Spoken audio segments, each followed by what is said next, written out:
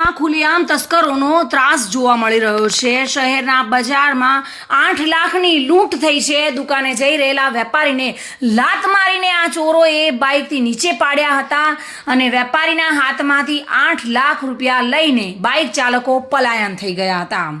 સવારના સુમારે 9 કલાકે આ ઘટના બની હતી। જો કે હિંમતનગરમાં કાયદો અને વ્યવસ્થા ખાળી ગઈ હોય તેવું લાગી રહ્યું છે। સવારે વેપારી પોતાના ઘરેથી નીકળેલા હતા અને 8 લાખ રૂપિયા તેઓની પાસે હતા, જ્યારે દુકાને જઈ રહેલા વેપારીને લાત મારી નીચે પાડીને બાઇક ચાલકોએ 8 લાખની લૂંટ ચલાવી બાઇક ચાલકો ત્યાંથી પલાયન થઈ ગયા હતા। જ્યારે બીજી તરફ વાત કરીએ સાબરકાંઠા જિલ્લાના ઈડરની, તો ઈડરમાં આવેલા પોશીના દેરાસરમાં રાત્રિના દરમિયાન તસ્કરોએ ત્રાટકીને 1 કલાકમાં 2 દાનપેટીઓ તોડી તેમાંથી રૂપિયા 75,000ની ચોરી કરી ફરાર થઈ ગયા હતા અને ત્યારબાદ જાદર પોલીસ સ્ટેશનમાં ફરિયાદ પણ નોંધાઈ છે।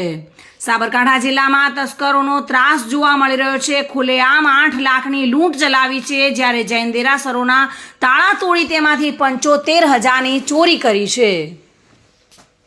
પોલીસ ઘટના સ્થળે પહોંચી અને આગળની કાર્યવાહી હાથ ધરી છે। Report today Gujarati news.